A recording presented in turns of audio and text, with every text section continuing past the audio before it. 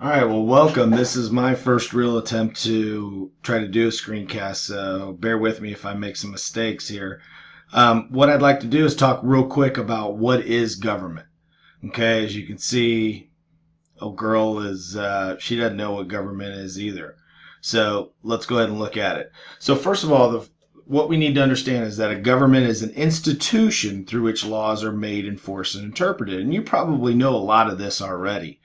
When you studied U.S. history, eighth grade, when you took U.S. history, understand this, first of all, that when we talk about an institution, really we're not talking about like a physical building. We're talking about like an idea. So this is an idea where laws are made, enforced, and interpreted. And if you look at these three, really you can see the three branches of government already incorporated. So the legislative branches where laws are made, the executive branch are where laws are enforced, and the judicial branch is where laws are interpreted. Now, what's the purpose of government? So, why do we have government to begin with? And first of all, you need to understand that governments are there or are created to maintain social order, resolve conflicts among groups. So this is the ultimate place where it's kind of like the head of your family, right? Government is equal to the head of the family. And the idea here is that their job is to make sure that differing groups act accordingly towards each other. Governments are there also to provide public services. Without governments, we wouldn't have the ability to, create bridges. Mostly because private citizens or private groups don't have the funding available or the resources available to produce these kinds of enterprises. Governments also control schools and create schools as a way to kind of pass down the morals and values of a society. And also government, and it's not just these three as well, but governments also provide places to hold or house past learning.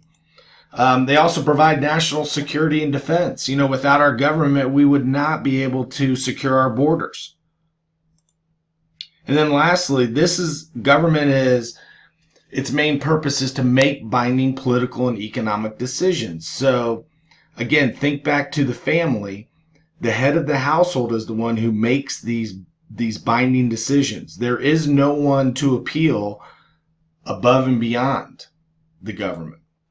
So to recap, the four purposes of government, and like we said, maintain social order, provide public services, provide national security, and make these binding decisions. So this is really important as we move kind of forward, understanding these main purposes. Next, we'll talk real quickly about like characteristics of a state. So what is a state? Okay, now don't think in terms of like Indiana. Yes, Indiana is a state, but it's not a state as we tend to think of. We tend to think of this more as like a nation state, like an organization of people. So an actual definition of it is a state is a political community that has four basic characteristics, and they're fairly easy to understand, but it's a political community. Political or politics has to do with governing. And so it's a community of people that develops, what do I want to say? See, now I'm stressing out here trying to make sure I do this correctly. But a state is a political community. So it is an organization of people to essentially rule themselves. So it has four basic characteristics. Of course, you got to have people. Without people, you have no state. You also have to have physical boundaries. So whether they're natural boundaries or they are political boundaries, like we have with our states, you have to have a territory. You also need sovereignty. And this is kind of a difficult concept to understand, but sovereignty is where you have absolute power to decide foreign and domestic policy and control its territory. Now, what does that mean? It means we invest as a people the power to make decisions for us. And in this case, President Obama is our sovereign leader in the United States. And lastly, you need a government. You need a means to carry out the decisions made by our sovereign leader. And that's the role of government. In this case, we have the symbols for the three different branches. We have the Capitol building, which represents the legislative branch. We have the executive branch, which is represented by the White House. And we have the Supreme Court building, which represents the judicial branch. So take this to a next step is, what then, how did states actually come together? What is the origin of these states? And so a couple things that we need to understand is, first of all, we have this idea of the force theory. Okay, the force theory is an idea where one person or a small group of people exert their power or their force over others. Really, this is kind of like Darwinism, the idea of survival of the fittest. The group that is the strongest exerts their power over others. And in this case, the force theory really plays out in foreign affairs where, the United States and Iraq and Afghanistan, we were able to exert our force over them to kind of change them and mold them the way that we think that they should be. We also have the evolutionary theory. And again, this kind of goes along with Darwinism, but really what we want to look at here is this theory kind of claims that man evolved from the family to the clan to a tribe to a state. Now, what that means is that the most basic level of organization for humans is the family. When a group of families get together, they create a clan. When a group of clans come together, they create tribes. And when a group of tribes come together, they create a state. So as you look back in United States history, where did the Native Americans, where did they fall short when confronting, the colonists and the early American republic as they pushed westward? Where did they fail? Well, they were never able to get beyond the tribe. So you had all these different tribes like the Cheyenne and the Apache and the Sioux. They were never really able to organize a state to which they could kind of stand up to the American government. So just again, this is just an example of the evolutionary theory. The other one is the divine right of kings. Now, what's interesting with the divine right of kings is this is where people kind of invoke religion. So the divine right of kings states that God granted those of royal birth the right to rule their people. So often what you get is a couple of the theories will kind of work together, because if I am trying to take over another group of people, if I'm a leader of one group and trying to take over another group, I'm going to use the force theory because clearly my group is going to be stronger. Now, how do I really reinforce that? I reinforce that through saying that God told me to become the leader, that God grants me the power to rule these people. So often what happens is that the reinforcement of power is done through religion, right? God told me that I'm supposed to be the ruler, so therefore I am the ruler. The last one we're going to talk about here is the social contract theory. And as you can see, contract denotes like an agreement between two people, even though we have three here. So the social contract theory states that people will give up their rights to rule themselves in order to live in peace, like the government will protect them. And what we see with this is, I often use this example in class a lot. When teaching seniors, there's a level of agreement between the students and the teacher.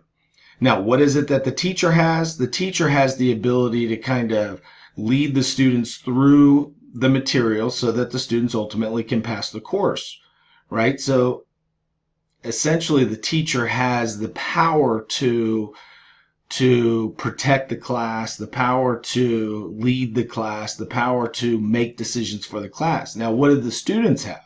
The students have the power of cooperation. The students have the power to to continue, to participate. So there's essentially a contract between the two. And nothing works unless both sides are willing to give up a little bit to be able to get something out of that. What's interesting is, James Madison said in 1788, he said, if men were angels, no government would be necessary. So the idea that we don't really need government if we all acted in what do I want to say? If people acted out of the goodness of their heart, but instead, really people are kind of selfish by nature, that we're all out for our own self-good. Now, this, of course, can be argued, and there's a lot of different arguments according in reference to this basic idea. But, James Madison really made a good point here. If I were to leave my wallet in a classroom, would it be there upon my return? And the idea is that, people acted unselfishly. Of course, that wallet would be protected and handed back. However, people tend to act in a selfish manner. And so more than likely, in American society today, the wallet would probably not be returned, or it would be returned minus some key ideas or key pieces. So, we have kind of the basics now of kind of where government came from, why it's necessary. So what begins to happen is that you start to, around the 1600s and early 1700s, people begin to think about, well, what's a proper form of government for us? And I say us as humans. Two influential thinkers were John Locke and Thomas Hobbes. Both of them really began to think about the social contract theory, and they really kind of pushed the limits. Now, they understand this, that in Europe during this time period, there are what are called absolute monarchs, and these absolute monarchs were leaders that basically they derived their power through the force theory. They derived their powers from divine right of kings. And so as Locke and Hobbes begin to kind of break this down, and there's some other philosophers as well that we'll look at, as they begin to break it down, they start to think, maybe this isn't the best form of government, because we didn't choose our leader. We weren't able to choose who's going to lead us.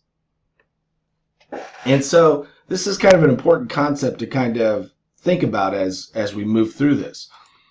Now, here's a really scaled down version. First of all, John Locke believed that people were good. In essence, they were good, and because they were good, they had the power to change the government if the government was not fulfilling those basic protections of rights, right? And we'll talk a little bit more of that as far as what Locke believed. Hobbes believed kind of the opposite. He kind of looked at people as being evil. He describes them as short, brutish, and mean. And he says, because people tend to act out in their own self-interest, we really need a strong sovereign leader, and that we shouldn't have the ability to change the government, because we would only change the government to fit our own selfish needs. So just kind of understand those basic fundamentals. We'll come back to those, like I said. Now, which document did Locke's ideas help to create? If we go back and we look at Locke again, that people were good and they could change their own government if necessary. Well, what we see here is John Locke really influenced Thomas Jefferson in the creation of the Declaration of Independence. And again, we'll talk about that a little bit more, but basically, the first line of the Declaration is, when in the course of human events it becomes necessary to change governments, and of course, I'm just paraphrasing there. Sorry, there's my phone. Should have put it on silent. Lost my train of thought, but let's go ahead and move on. So there's a couple of different forms of government that we'll look at. but we'll kind of save those for the